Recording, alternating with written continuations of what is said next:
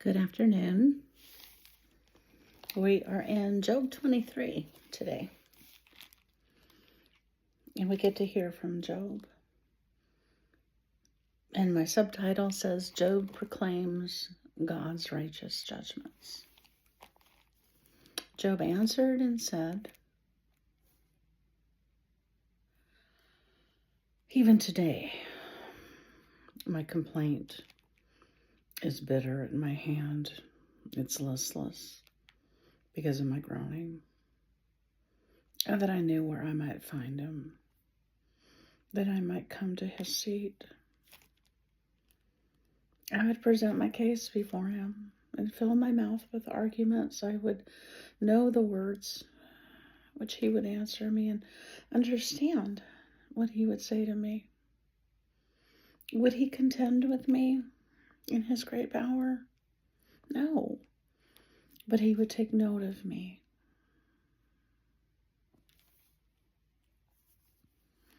There the upright could reason with him, and I would be delivered forever from my judge.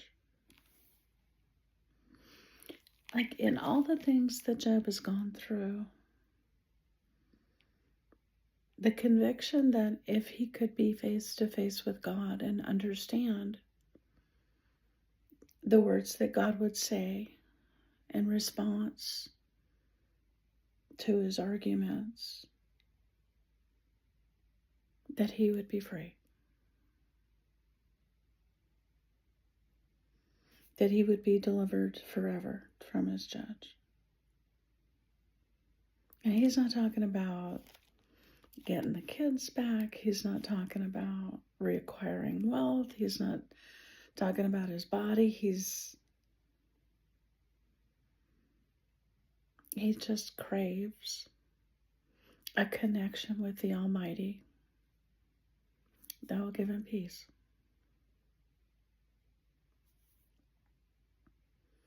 And I bless you that you were crafted with that same craving. But when it doesn't stay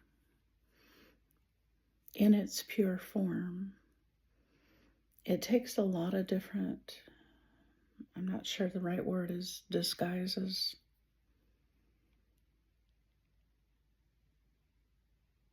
But if you've lost hope that God will answer or that his words will make sense, then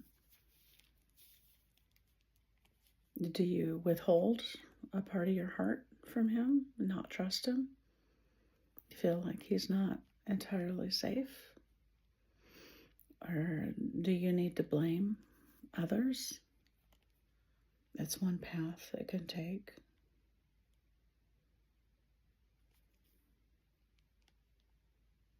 Or do you have anger that doesn't resolve, that you're kind of victimized by? Just crops up when certain things are said or done.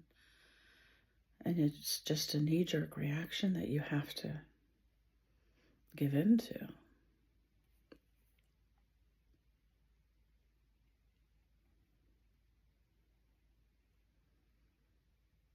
I bless you that when God put that craving inside of you, he never intended for it to defeat you, for it to be something that you could never get past. He entirely tends to fill that craving with himself.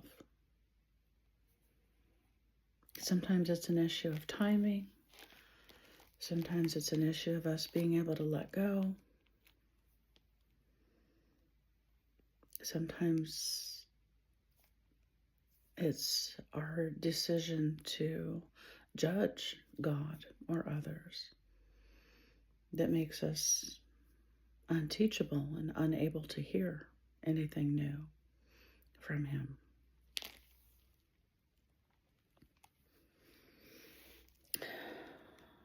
Look, I go forward, but he's not there. And backward, and I can't perceive him. When he works on the left hand, I cannot behold him. When he turns to the right hand, I cannot see him. verse 10. But he knows the way that I take. When he has tested me, I shall come forth as gold.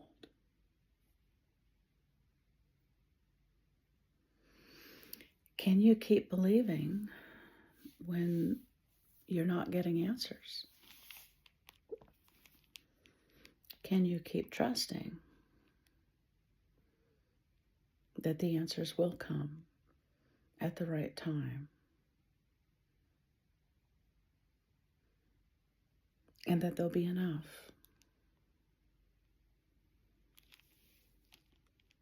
My foot has held fast to his steps. I have kept his way, not turned aside. I've not departed from the commandment of his lips. I have treasured the words of his mouth more than my necessary food. But he is unique. And who can make him change? And whatever his soul desires, that he does. For he performs what is appointed for me, and many such things are with him. Therefore I am terrified at his presence when I consider this. I'm afraid of him. For God made my heart weak, and the Almighty terrifies me.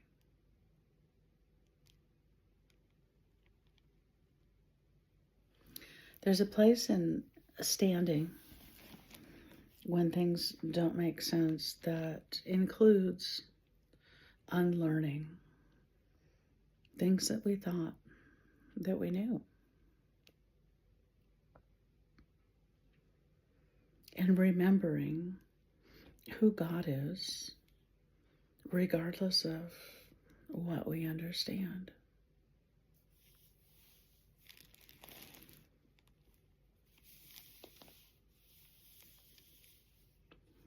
Job is aware of a whole plethora of things that don't make sense and have caused him to realize who he knew God to be was not the sum of God. This is an important part of the path for those of us who got hurt, who got abused, who got taken, who got sold, when it wasn't our fault or our desire. And trying to wrestle with that to somehow fit with our definition of good, our definition of God's goodness. It causes us to step back and rethink, except that our minds are finite. And sometimes we're left with mystery. Job's mystery is this: because I was not cut off from the presence of darkness, and he did not hide deep darkness from my face.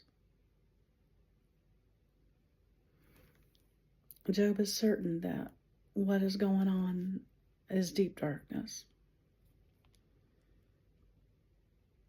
I am certain things that happened to me were deep darkness. And I'm pretty sure that you have felt some of the stuff that's happened to you has been deep darkness.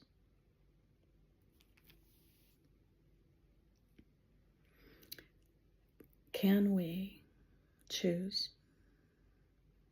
to recognize the sovereignty of God when we don't have all of our why questions answered yet?